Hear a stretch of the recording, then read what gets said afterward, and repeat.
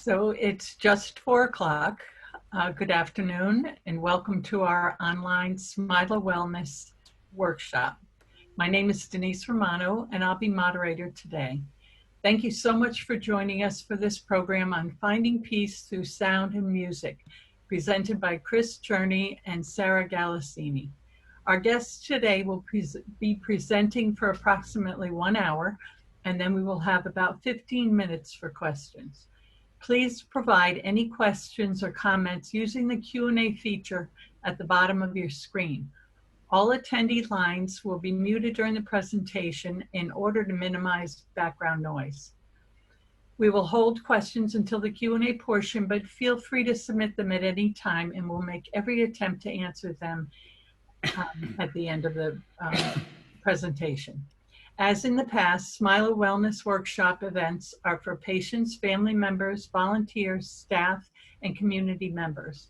It's our hope to empower participants to take control of their own health and wellness, particularly in challenging times. The committee who plans and conducts these workshops consists of Gisela Boxleitner, Mark Lambeck, Bud Wazell, Nicole Lariza, Danielle Segnella, Beverly Block, and myself.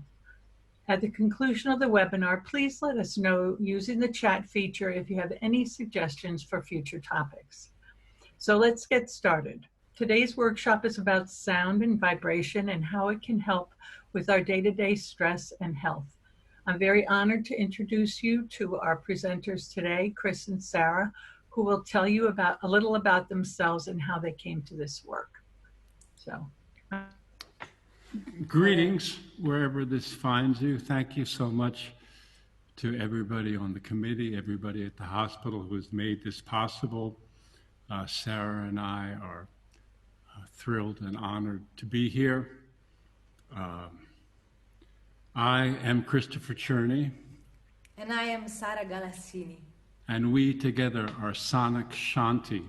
Sonic as in sound and Shanti as in being mentally and spiritually at peace with enough knowledge or understanding to keep oneself strong in the face of discord or stress.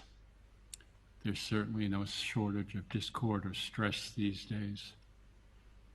And the committee has asked us to begin by explaining how Sara and I met and sort of the story behind what you're about to hear. I am a two-time cancer survivor. I had stage 4 colon cancer in 2005 and pancreatic cancer last year that I was lucky enough to find before it was symptomatic because they were looking for something else. But Sara and I are both graduates of a program called the Sound and Music Institute, offered by the Open Center in New York City. And one of my responsibilities at the end of 2018 was to put together a meeting of all of the previous 12 years of the program. And it was an honor. I was very happy to be picked as the first speaker. I certainly did not do this by myself. I had help from Eileen Moran and Anne Marie Cushing, among others. The first meeting of this, we call them labs, where we get together and practice, was on a Friday night. This was the second Friday in January of 2019. I had my first chemo treatment. I had 3 months of chemo leading into my operation. I had my first chemo treatment on New Year's Eve, 2018 into 2019. And I was running the lab that evening. And I presented some basic ideas, and it came to a point where everybody's practicing, and I'm walking around the room sort of making sure that everybody knows what to do and has what they need and all this kind of stuff. And I am very struck by this young woman who is working on one of my classmates. She obviously is listening and using her instruments in a very, very profound way. And as the time is wrapping up, she looks at me and says, "How come all you ever do is like help people and nobody ever helps you?" And I go, "Well, okay, I'm guilty as charged. I'm a big brother. I've been a big brother all my life. It's kind of what I do." And we agreed to get together and trade time.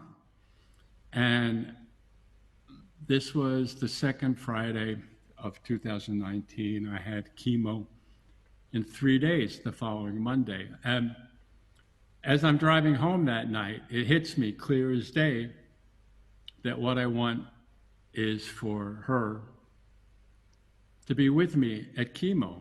And as you may have put together 2 plus 2 by now, the her is my dear Sara over there, who's in Italy right now, which is kind of miraculous in and of itself that we can accomplish this with her 3,000 miles away.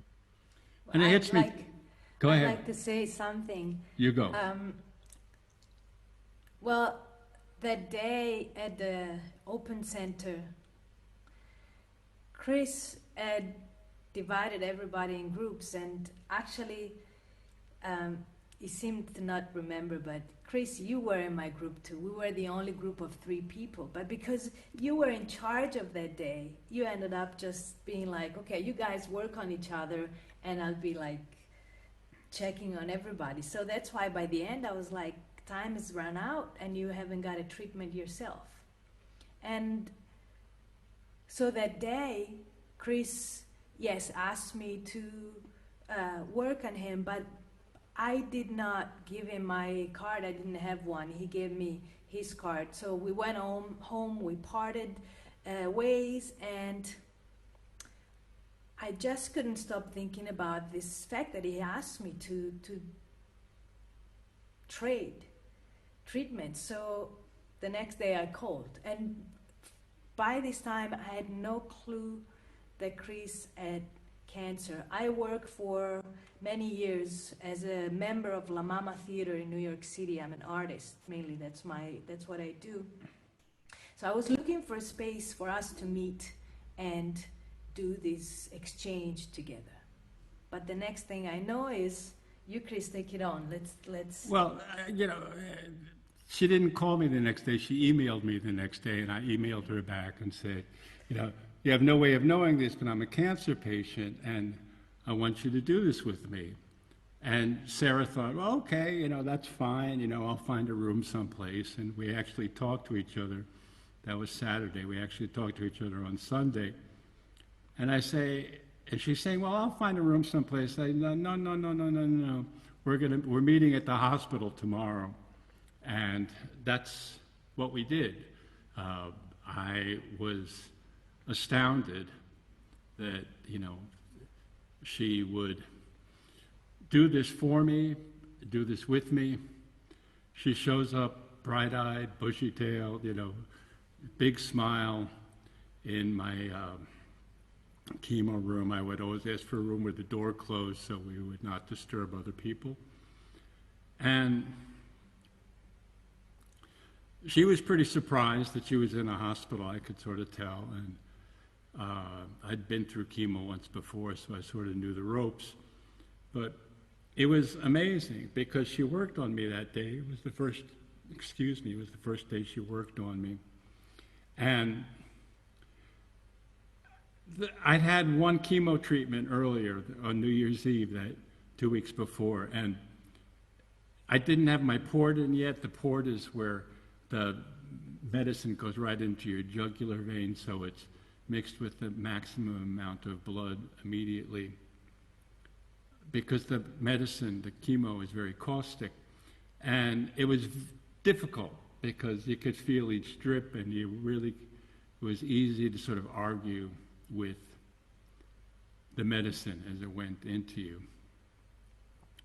But by this point, I had my port in, and Sara comes in, and the two male nurses that day, set me up with the anti-nausea drugs, but we're just talking, and we decide to wait for the real chemo before she starts to play.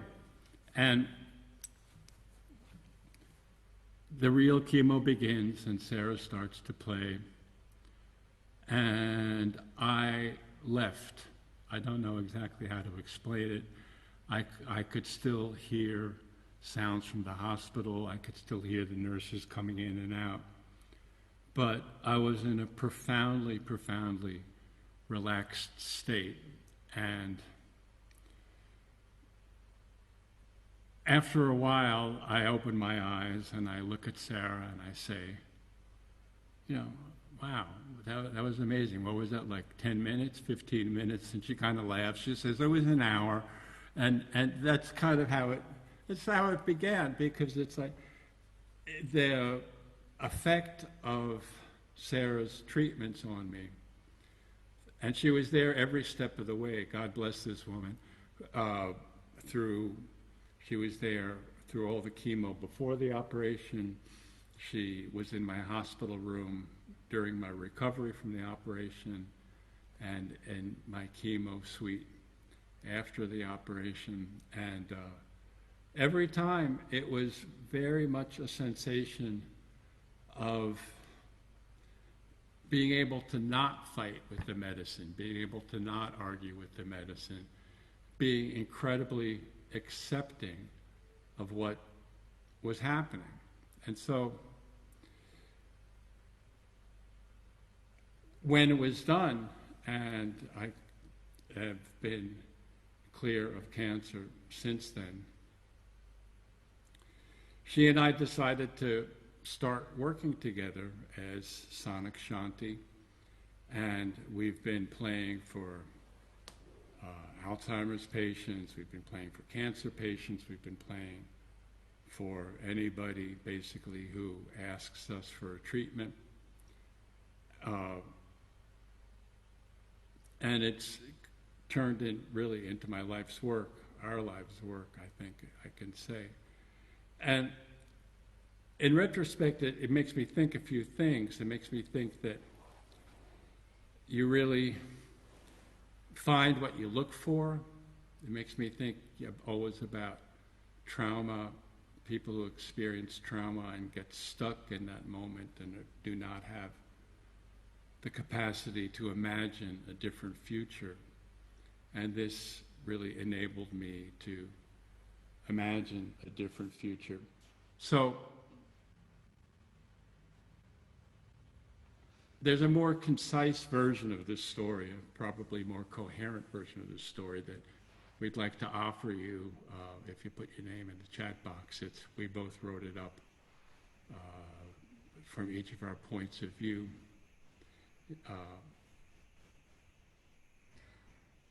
I think that some of the main points of what happened in this journey between me and Chris are really important to point out, because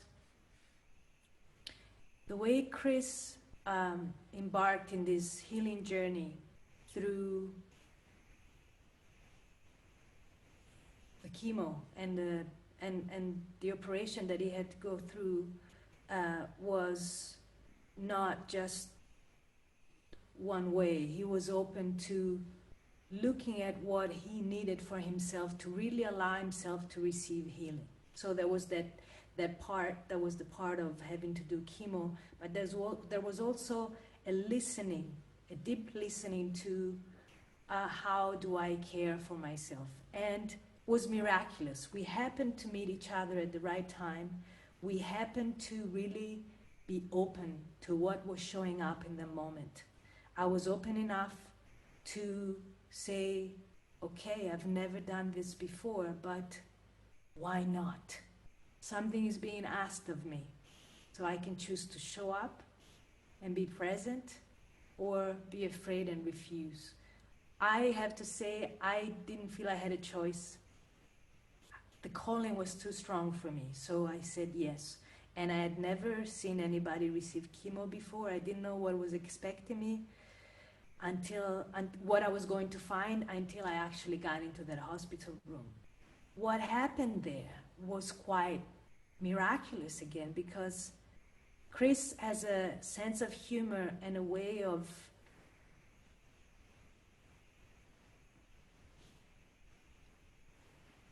receiving and being present that it's unique.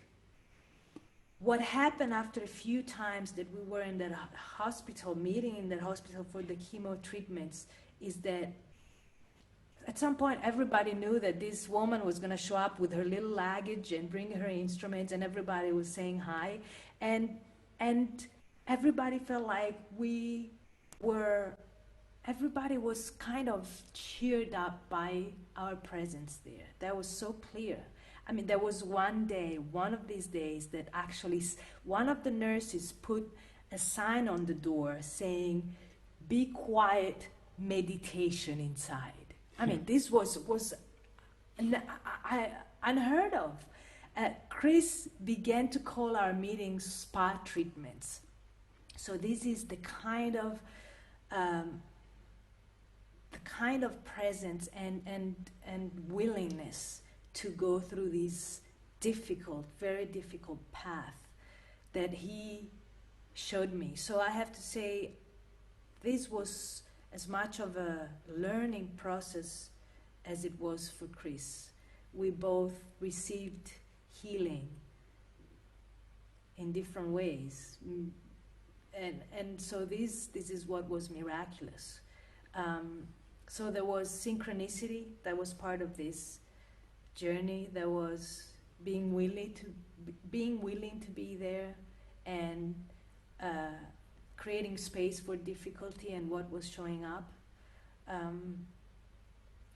I never went to the hospital with an hour. I have to be here at this time and I have to leave at this time. I always left enough space so that I could have a bunch of hours at hand so that I could be available for him. I didn't have to worry about, I have to be there. I wanted to be fully present.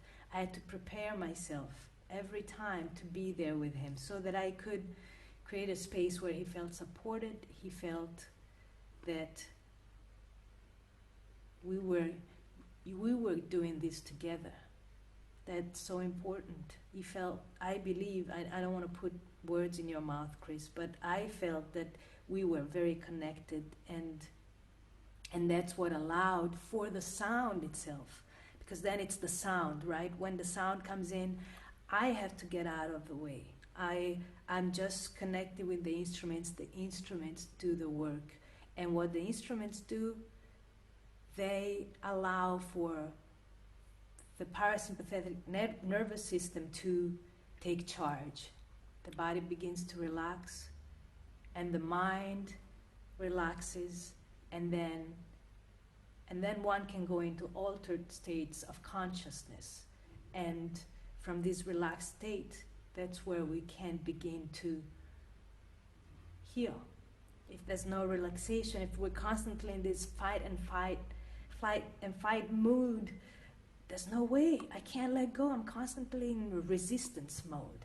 So that's what I believe, what Chris talks about when he talks about the medicine that somehow was we were creating a space for the medicine to really work and for him to receive in a very accepting kind of way, with love and with self-compassion, and I think this was fundamental. I think so too. And the question begs itself now, why would this work? I mean, sound has been used as the gateway to meditation and healing for millennia, but there's been an increasing amount of research as to why sound can do these things, why sound can stimulate the parasympathetic nervous system, get you out of fight or flight into rest and digest.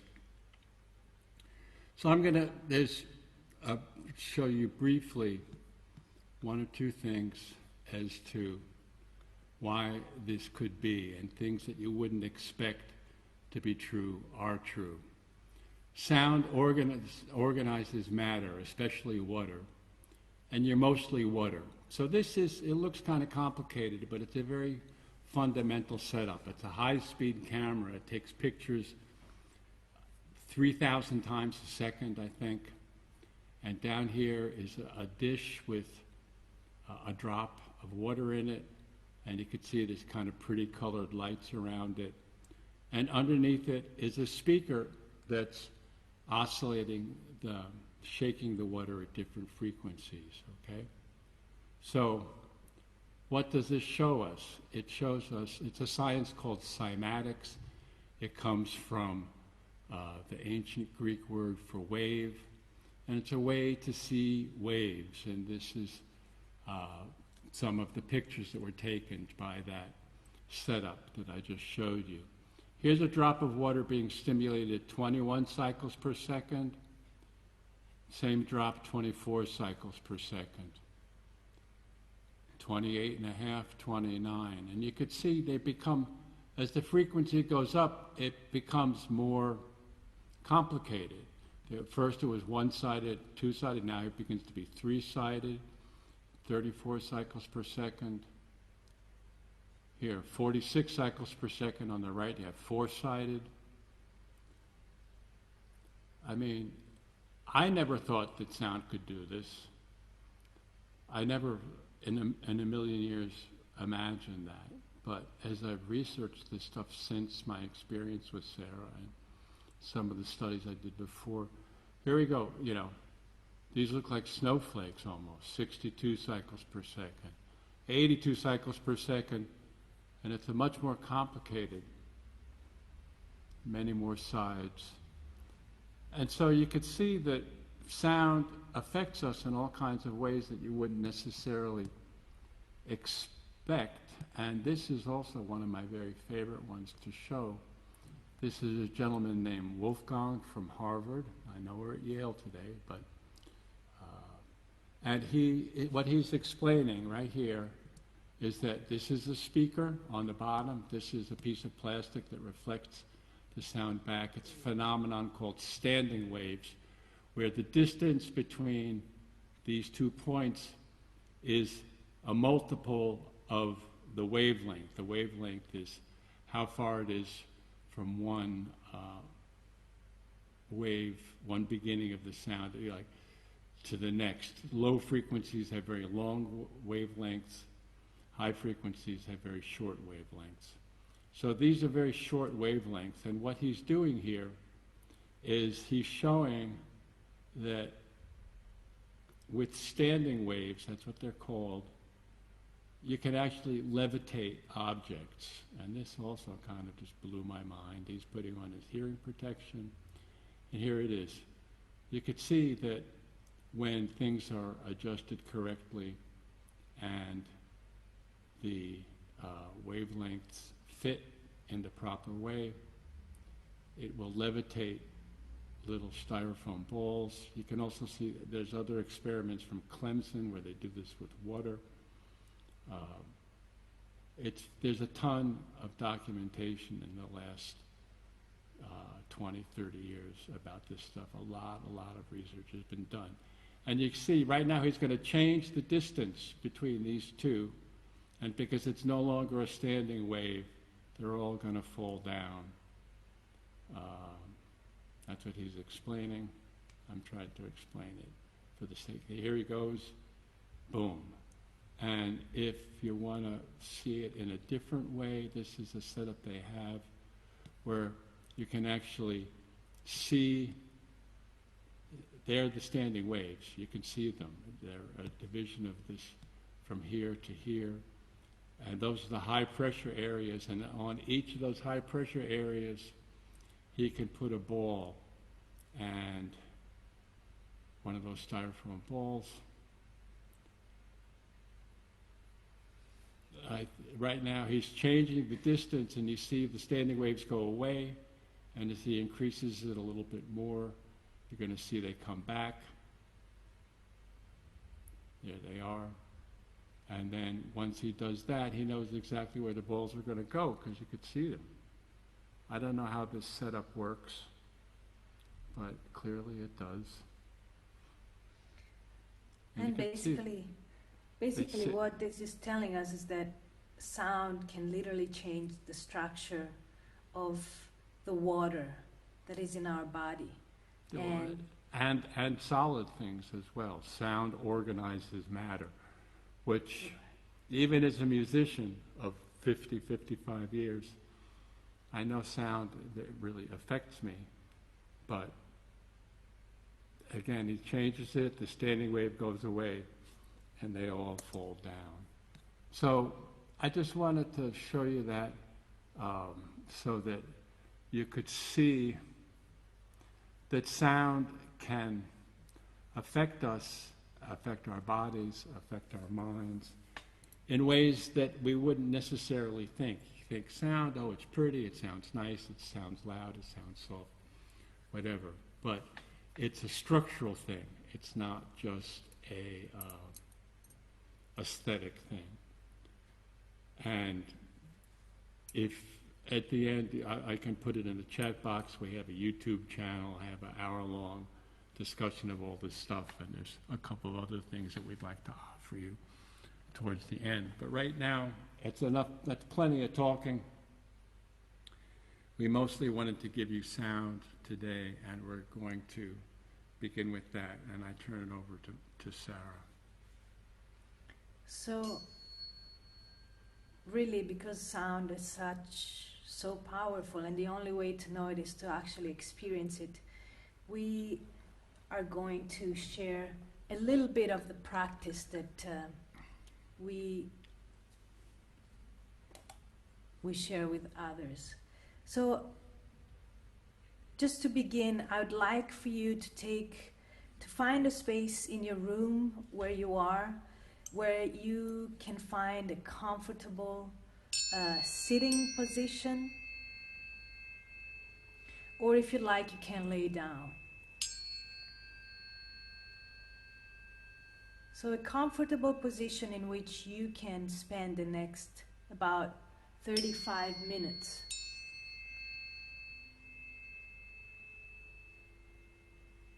And I invite you to close your eyes, and if possible, to keep your eyes closed for the entire duration of this segment. Keeping the eyes closed can really help to focus within and detach with all the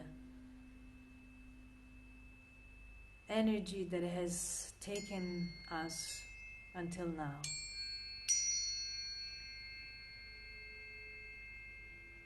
So this is as much as individual journey right now as it is a group journey. We always come together,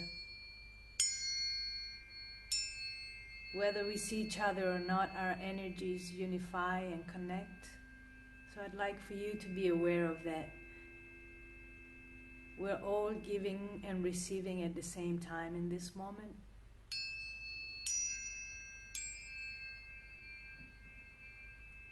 And as we begin to connect to the sound of the tuning forks and my voice, I invite you also to begin to focus in your breath. So we begin to anchor ourselves in the now,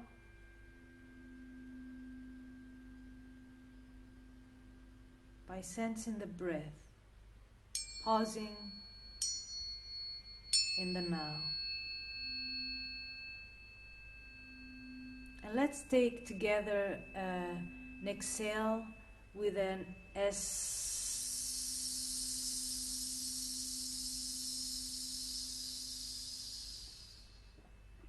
And then allow for a full breath to enter your lungs and fill your lungs all the way to the top. And then allow for an exhale, a very slow exhale, as slow as you can, to release the air that filled your chest. And one more time, we breathe in to fill the lungs with life energy. With our breath, we gather life energy. And with the exhale, with a slow exhale, we let go of the tension that is stored in the body. And one more time, allowing yet the biggest breath to enter the body through the nostrils, all the way filling the lungs, and then allowing for the slow exhale to let go of tension that is in the body.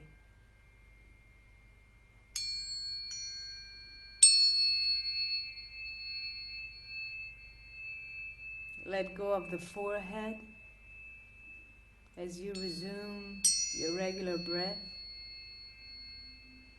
staying connected with the breath and yet letting it breathe you. And letting go of the eyes deep inside the skull.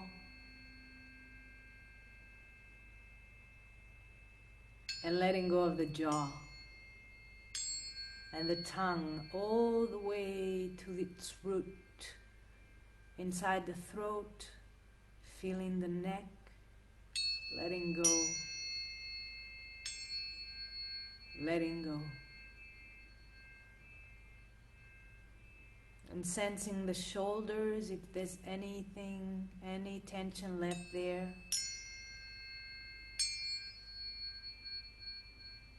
And letting go of the hands. Sensing the aliveness in the hands.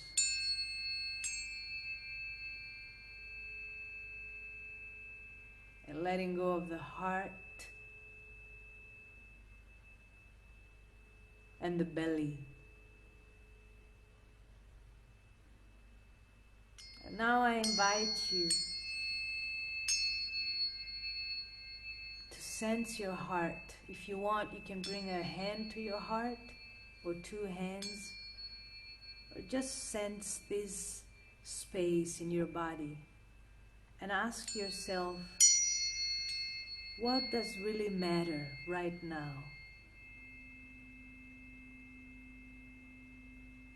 What is my heart telling me?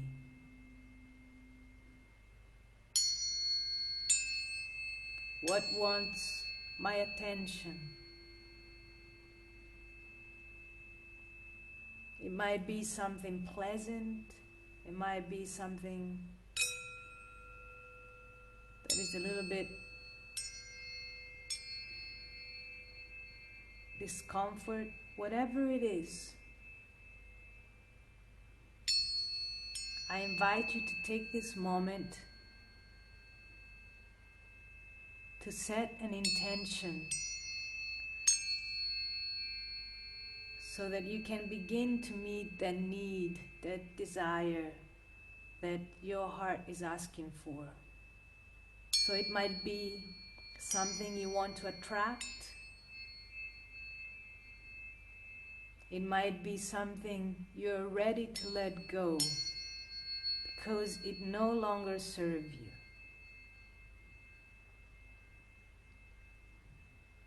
So with this intention in your heart and in your mind,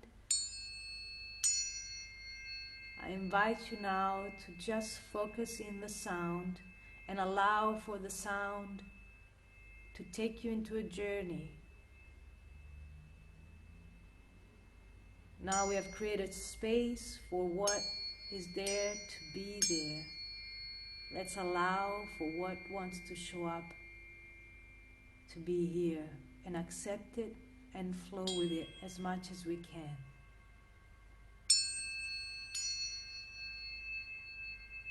And anytime that your mind begins to wander, as when you sense it,